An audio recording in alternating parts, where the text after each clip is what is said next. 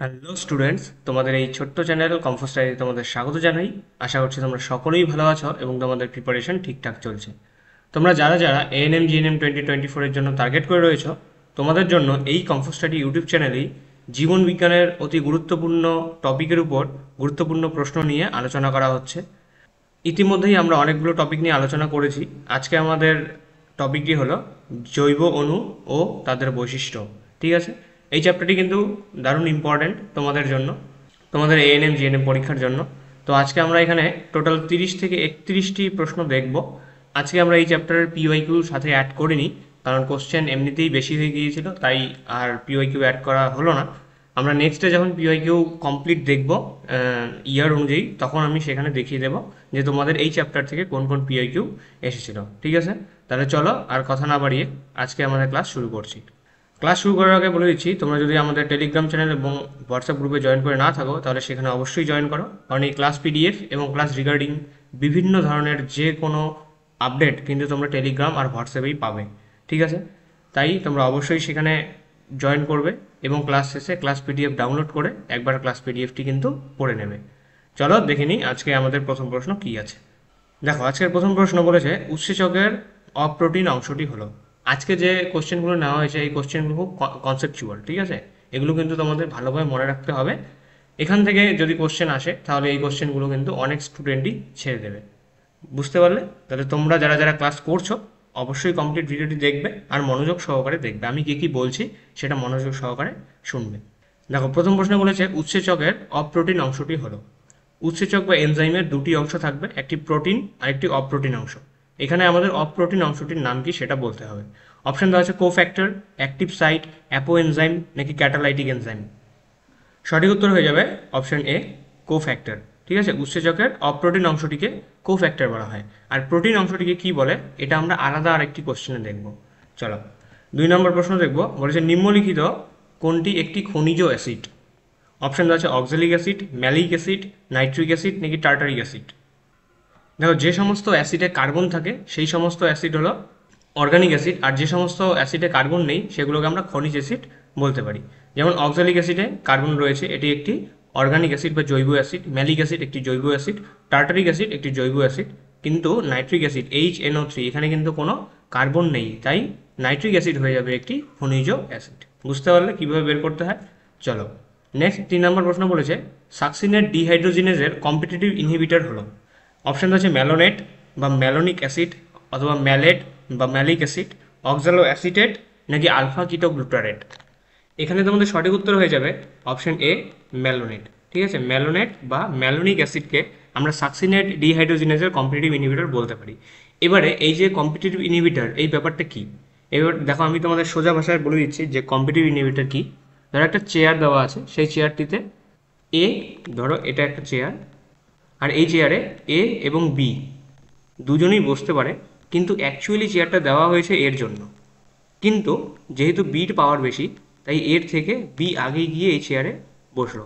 তাহলে দেখো কি হলো, বি এ এর জায়গাটা নিয়ে নিল, মানে বি একে ইনহিবিট করলো সেখানে বসার থেকে। এই যে ব্যাপারটা, এই ব্যাপারটাকে আমরা কম্পিটিটিভ ইনহিবিটর বলে থাকি। কম্পিটিশনের মাধ্যমে কোনো কিছুকে ইনহিবিট করা বা বাধা প্রদান করা, এটাকে আমরা কম্পিটিটিভ ইনহিবিটর বলি। তাই এখানে যে কোশ্চেন দেওয়া আছে, এনজাইমের একটি অ্যাক্টিভ সাইটে বাইন্ড করার জন্য সাকসিনেট ডিহাইড্রোজিনেস কার সাথে কম্পিটিশন করে, সেটা ম্যালোনিক অ্যাসিড বা ম্যালোনেটের সাথে কম্পিটিশন করে। বুঝতে পারলে? ঠিক আছে, চলো 4 নম্বর প্রশ্ন দেখব। বলেছে নিচের কোনটি ক্ষুদ্রতম অণু। অপশন দেওয়া আছে প্রোটিন, লিপিড, নিউক্লিক অ্যাসিড নাকি ফ্যাটি অ্যাসিড। এখানে তোমাদের রাইট অ্যান্সার হয়ে যাবে অপশন ডি, ফ্যাটি অ্যাসিড। এখানে বোঝার কিছু নেই, এগুলো তোমাদের কিন্তু মনে রাখতে হবে কোনগুলো ক্ষুদ্রতম অণু এবং কোনগুলো বৃহত্তম অণু। ঠিক আছে, চলো 5 নম্বর প্রশ্ন দেখব। 5 নম্বর প্রশ্নে বলেছে যে 99% সজীব তন্ত্র গঠনকারী উপাদান হলো। ঠিক আছে, জীবের তন্ত্র গঠনকারী উপাদান হলো কি 99%। অপশান দেওয়া আছে CHOS অর্থাৎ carbon, hydrogen, oxygen, sulphur. B দেওয়া আছে carbon, hydrogen, oxygen, phosphorus. C দেওয়া আছে কার্বন, হাইড্রোজেন, অক্সিজেন, নাইট্রোজেন নাকি D carbon, nitrogen, oxygen, sulphur. এখানে তোমাদের সঠিক উত্তর হয়ে যাবে option C, carbon, hydrogen, oxygen and nitrogen. এগুলো হলো 99% সজীব তন্ত্র গঠনকারী উপাদান। কি কি? কার্বন, হাইড্রোজেন, অক্সিজেন আর হলো নাইট্রোজেন।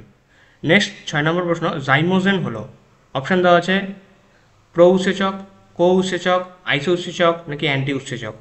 জাইমোজেন, এটা মাথায় রাখবে যে কোনো কিছুর শেষে যদি ওজেন আর কোনো কিছুর শুরুতে যদি প্রো থাকে, যেমন এখানে জাইমোজেন শেষে কি আছে ওজেন, আর প্রো কার্বক্সি পেপটাইডেস এখানে সামনে দেওয়া আছে প্রো, এগুলোকে আমরা কি বলবো প্রো উৎসেচক বা প্রো এনজাইম বলে থাকি। ঠিক আছে, এগুলো হলো ইনঅ্যাক্টিভ ফর্মে থাকে, নিষ্ক্রিয় অবস্থায় থাকে এদের, আর এরা অ্যাক্টিভ হয়ে উৎসেচকে পরিণত হয়, যেমন জাইমোজেন জাইমেজে পরিণত হবে, আর প্রো কার্বক্সি পেপটাইডেস কার্বক্সি পেপটাইডেসে পরিণত হবে। ঠিক আছে, চলো 7 নম্বর প্রশ্ন দেখব।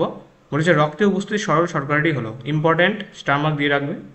রক্তে উপস্থিত সরল শর্করাটি হলো, অপশান দেওয়া আছে গ্লুকোজ, সুক্রোজ, মল্টোজ নাকি গ্লিসারল। এখানে সঠিক উত্তর হয়ে যাবে আমাদের অপশান এ, গ্লুকোজ। ঠিক আছে, রক্তে যে শর্করাটি উপস্থিত থাকে সেটি হলো গ্লুকোজ। নেক্সট 8 নম্বর প্রশ্ন, বলেছে গ্লুকোজ গ্লাইকোজেন রূপে সঞ্চিত থাকে। এই যে আমাদের রক্তে যে গ্লুকোজ থাকে, এই গ্লুকোজ যদি রক্তে বেশি পরিমাণে বেড়ে যায়, গ্লাইকোজেন রূপে ইনসুলিন কোথায় সঞ্চিত করে? অপশান দেওয়া আছে যকৃতে, পেশিতে, যকৃত ও পেশিতে নাকি বৃক্কে। এই প্রশ্নের জন্য তোমাদের রাইট আনসার হয়ে যাবে অপশান সি, যকৃতে এবং পেশিতে। তাহলে গ্লুকোজের পরিমাণ যদি রক্তে বেড়ে যায়, তাহলে সেই গ্লুকোজকে গ্লাইকোজেন রূপে যকৃতে ও পেশিতে সঞ্চিত করে থাকে কোন হরমোন? Insulin hormone. ঠিক আছে, এই কোশ্চেনও এইভাবেও হতে পারে। নেক্সট 9 নম্বর প্রশ্ন, বলেছে নিচের কোন ডাইস্যাকারাইডটির আদ্র বিশ্লেষণের ফলে 2 অণু গ্লুকোজ উৎপন্ন হবে? মানে নিচের কোন ডাইস্যাকারাইডটি যদি আমরা ভাঙি, তাহলে সেই ভাঙার ফলে 2 অণু গ্লুকোজ পাবো। অপশান আছে সুক্রোজ, মল্টোজ, ল্যাকটোজ নাকি লেবুলোজ। দেখো সুক্রোজকে যদি আমরা ভাঙি তাহলে আমরা 1 অণু গ্লুকোজ এবং 1 অণু ফ্রাক্টোজ পাবো। মল্টোজকে যদি ভাঙি তাহলে আমরা 2 অণু গ্লুকোজ পাবো। আর ল্যাকটোজকে যদি আমরা ভাঙি তাহলে 1 অণু গ্লুকোজ আর 1 অণু গ্যালাক্টোজ পাবো। তোমরা সাইডে লিখে রাখো একটা খাতায়।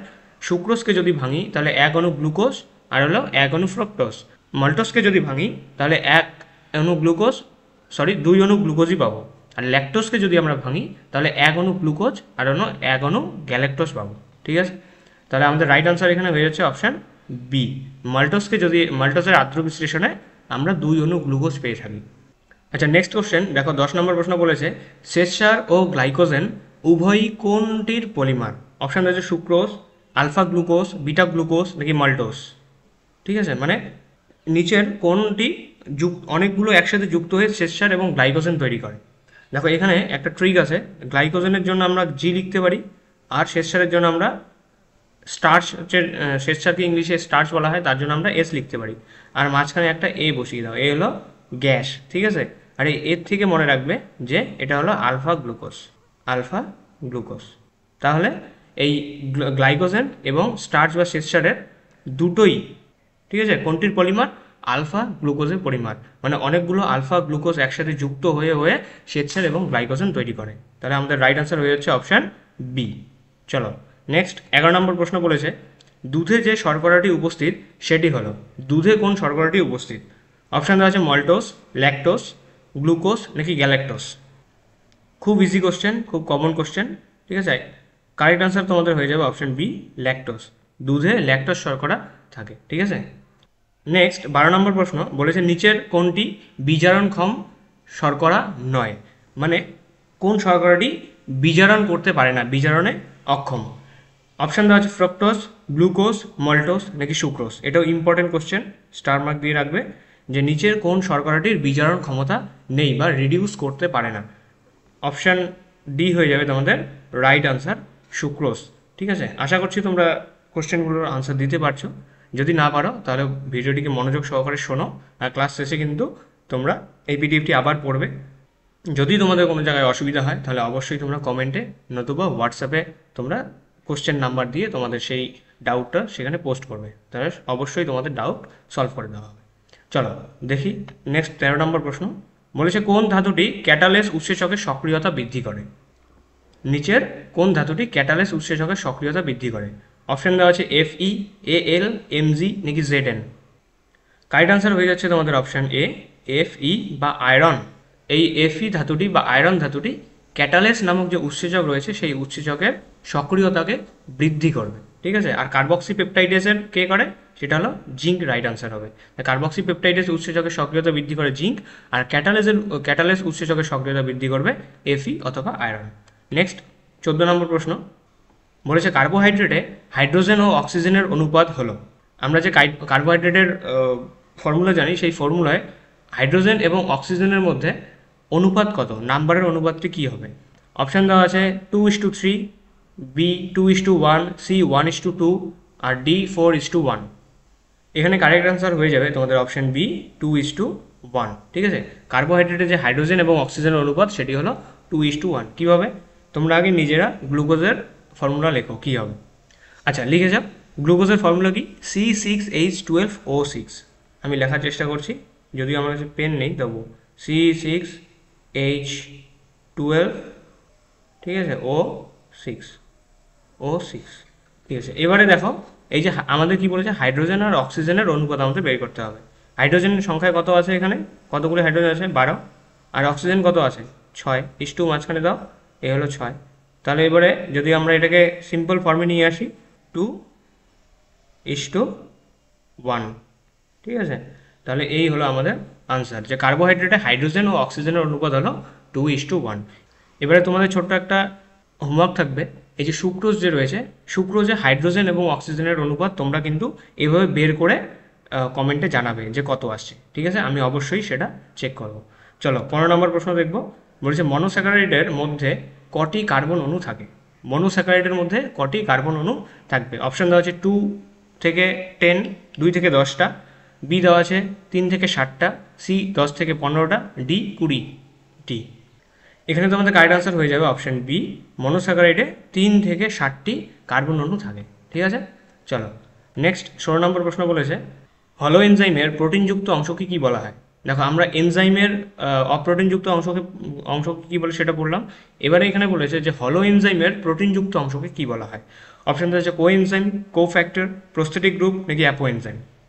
এখানে কারেক্ট আনসার হয়ে যাবে আমাদের অপশান ডি, অ্যাপো এনজাইম। ঠিক আছে, হলো এনজাইমের যে প্রোটিন পার্টটি রয়েছে সেই প্রোটিন পার্টটিকে আমরা অ্যাপো এনজাইম বলে থাকি। চলো নেক্সট কোশ্চেন দেখবো, 17 নম্বর প্রশ্ন। দেখো কোলেস্টেরল এক প্রকার, কোলেস্টেরল এক প্রকারের কি, মনোস্যাকারাইড, প্রোটিন, মোম নাকি স্টেরল। নামের থেকেই বোঝা যাচ্ছে যে কোলেস্টেরল কি, কোলেস্টেরল হলো এক প্রকারের স্টেরল। ঠিক আছে, অপশন ডি আমাদের রাইট আনসার, কোলেস্টেরল হলো এক প্রকারের স্টেরল। 18 নম্বর প্রশ্ন বলেছে কোনটি জলে দ্রাব্য ভিটামিন, মানে জলে গুলে যাবে কোন ভিটামিনটি। অপশানে দেওয়া আছে vitamin A, vitamin K, vitamin B, vitamin E. এখানে একটি ট্রিক আছে, দেখো এ ডি ই কে আমরা কি বলতে পারি, এদিকে, এই হলো ভিটামিন এ ডি ই কে বা ভিটামিন এদিকে, এটি হলো ফ্যাটে দ্রাব্য। ঠিক আছে, ফ্যাটে গুলে যাবে বা তেলে গুলে যাবে, এ ডি ই কে। আর বাকি যে সমস্ত ভিটামিন রয়েছে সেগুলো জলে দ্রাব্য, জলে গুলে যাবে। তাহলে এখানে দেখো এ ডি দেওয়া নেই, কে দেওয়া আছে, ই দেওয়া আছে, তাহলে এ ডি ই কে এগুলো হলো জলে নয় তেলে দ্রাব্য। তাহলে আমাদের রাইট আনসার হয়ে যাচ্ছে তোমাদের option B, vitamin B. Vitamin B হলো জলে দ্রাব্য ভিটামিন। চলো নেক্সট 19 নম্বর প্রশ্ন বলেছে কোন ভিটামিন সূর্যালোকের অতিবেগুনি রশ্মি থেকে ত্বকে সংশ্লেষিত হয়। অপশান আছে vitamin E, vitamin K, vitamin C, vitamin D. ঠিক আছে, সূর্যালোকে মানে সকালবেলায় যদি তুমি সূর্যের রোদে বসে থাকো তাহলে তোমার ত্বকে একটি ভিটামিন সংশ্লেষিত হয়ে থাকবে, সেটি কোন ভিটামিন। ঠিক আছে, আশা করছি তোমরা সকলেই জানো, আর এটি কিন্তু একটি ইম্পর্টেন্ট কোশ্চেন, স্টামাক দিয়ে রাখবে। এখানে রাইট আনসার হয়ে যাবে আমাদের অপশন ডি, ভিটামিন ডি।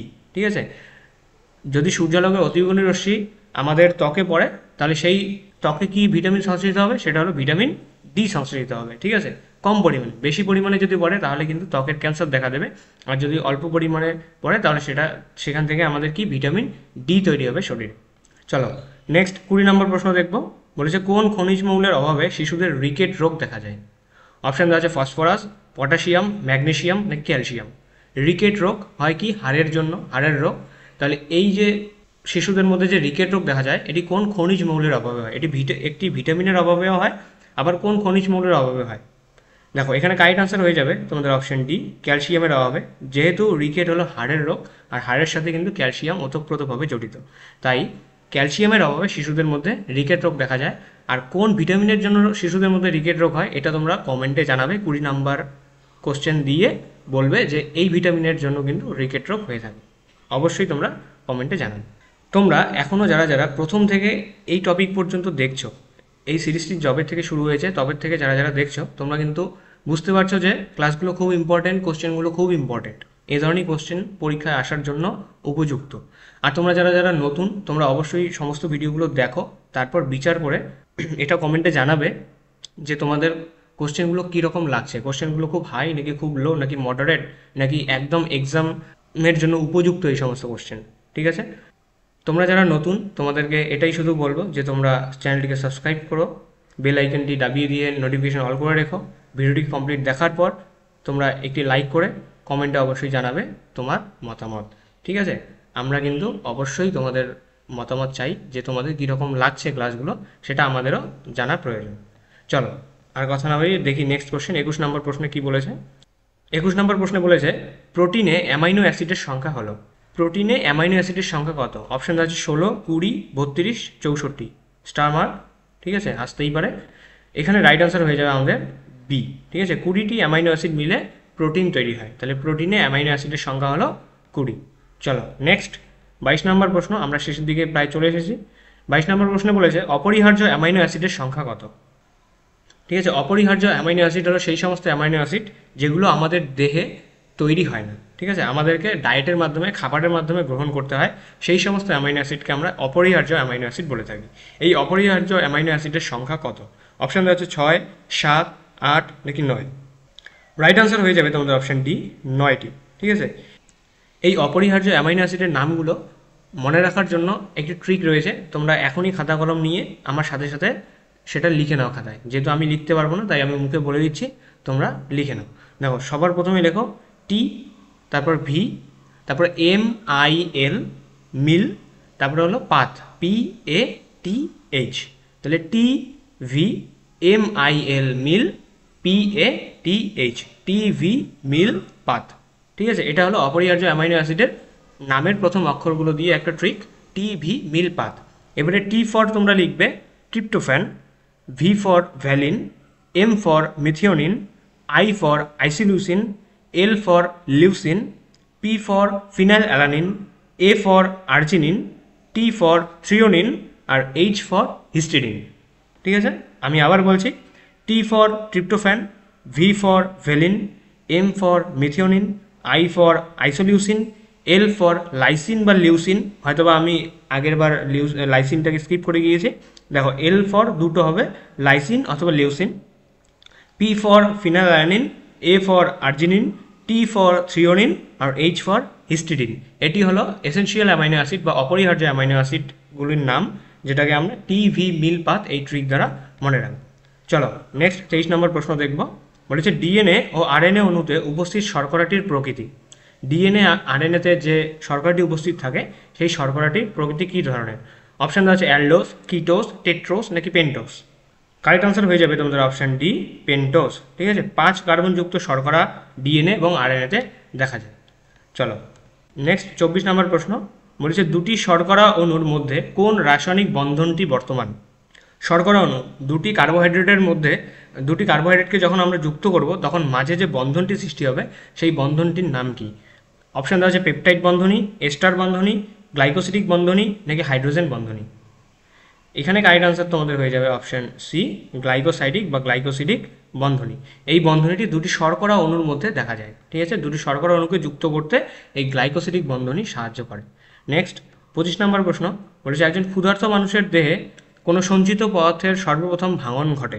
একজন ক্ষুধার্ত মানুষের দেহে কোন সঞ্চিত পদার্থের সর্বপ্রথম ভাঙন ঘটে? মানে আমরা যদি ফাস্ট রাখি, উপবাস রাখি, তাহলে যত দিন যাবে প্রথম দিকে কোন পদার্থটি আমাদের সর্বপ্রথম ভাঙবে, মানে আমাদের শরীরে শক্তি যোগান দেবে। অপশান দেওয়া আছে গ্লাইকোজেন, প্রোটিন, ফ্যাট নাকি অ্যামাইনো অ্যাসিড। কারেক্ট আনসার হয়ে যাবে তোমাদের অপশান এ, গ্লাইকোজেন। ঠিক আছে, এটি কার্বোহাইড্রেট। তাহলে একজন ক্ষুধার্ত মানুষের দেহে এই গ্লাইকোজেন পদার্থটি সর্বপ্রথম ভাঙবে। ঠিক আছে, ভেঙে আমাদের দেহে বা সেই ক্ষুধার্ত ব্যক্তির দেহে শক্তির যোগান দেবে। চলো নেক্সট 26 নম্বর প্রশ্ন। বলছে নিম্নলিখিত কোনটি সর্বাপেক্ষা সরল অ্যামাইনো অ্যাসিড? নিম্নলিখিত কোনটি সর্বাপেক্ষা সরল অ্যামাইনো অ্যাসিড? অপশান আছে গ্লাইসিন, টাইরোসিন, অ্যাসপার্টিক অ্যাসিড নাকি লাইসিন। কারেক্ট আনসার হয়ে যাবে তোমাদের অপশান এ, গ্লাইসিন। গ্লাইসিন হলো একটি সর্বাপেক্ষা সরল অ্যামাইনো অ্যাসিড। এবারে যদি তোমাদের বলে যে একটি বেসিক অ্যামাইনো অ্যাসিডের নাম বলো, আমি তোমাদের 3টি বেসিক অ্যামাইনো অ্যাসিডের নাম বলবো, মনে রাখো। HLA দিয়ে মনে রাখবে। H-তে হলো হিস্টিডিন, L-তে হলো লাইসিন আর A-তে হলো আর্জিনিন। ঠিক আছে, এই তিনটি হলো basic amino acid, histidine, lysine আর হলো আর্জিনিন। আর যদি বলে যে তোমাদের ঠিক আছে অ্যারোমেটিক অ্যামাইনো অ্যাসিড, তাহলে সেখানে তোমাদের টাইরোসিন হয়ে যাবে, ট্রিপ্টোফ্যান হয়ে যাবে, ঠিক আছে, ফিনাল অ্যালানিন হয়ে যাবে। এই সবগুলো হলো অ্যারোমেটিক অ্যামাইনো অ্যাসিড। চলো নেক্সট 27 নম্বর প্রশ্ন দেখব। বলেছে প্রোটিনের প্রাথমিক গঠনের জন্য প্রয়োজনীয় হলো, অপশান দেওয়া আছে ionic bond, hydrogen bond, peptide bond নাকি ডাইসালফাইড বন্ড। মানে অনেকগুলো অ্যামাইনো অ্যাসিডকে যখন আমরা যুক্ত করে প্রোটিন তৈরি করব, তার মাঝখানে যে আমাদের বন্ডটা দরকার সেই বন্ডটি কোন বন্ড? অপশান দেওয়া আছে ionic bond, hydrogen bond, peptide bond নাকি ডাইসালফাইড বন্ড। এখানে কারেক্ট আনসার হয়ে যাবে আমাদের অপশন সি, পেপটাইড বন্ড। তাহলে অনেকগুলো অ্যামাইনো অ্যাসিড যখন একসাথে যুক্ত হয়ে একটি প্রোটিন তৈরি করবে, প্রোটিনের চেইন তৈরি করবে, তখন প্রতিটি অ্যামাইনো অ্যাসিড এক একটি পেপটাইড বন্ড দ্বারা যুক্ত হবে। চলো নেক্সট 28 নম্বর প্রশ্ন বলেছে প্রোটিনের গঠনগত উপাদান হলো, এটা খুব ইম্পর্ট্যান্ট, স্টামাক দিয়ে রাখবে, প্রোটিনের গঠনগত উপাদান কি? অপশন এ দেওয়া আছে carbohydrate, B nucleotide, C nucleoside, D হলো অ্যামাইনো অ্যাসিড। এখানে কারেক্ট আনসার হয়ে যাবে তোমাদের অপশন ডি, অ্যামাইনো অ্যাসিড। ঠিক আছে, প্রোটিনের গঠনগত উপাদান হলো অ্যামাইনো অ্যাসিড, অনেকগুলো অ্যামাইনো অ্যাসিড একসাথে যুক্ত হয়েই প্রোটিন তৈরি করে। চলো নেক্সট 29 নম্বর আমাদের লাস্ট প্রশ্ন রয়েছে। তোমরা এখনও পর্যন্ত যারা চ্যানেলটিকে সাবস্ক্রাইব করোনি, অবশ্যই চ্যানেলটিকে সাবস্ক্রাইব করো, ভিডিওটিকে একটা লাইক করে দিও, আর বন্ধু বান্ধবের মধ্যে শেয়ার করে দাও যাতে তারাও এই ভিডিও থেকে কিছু শিখতে পারে।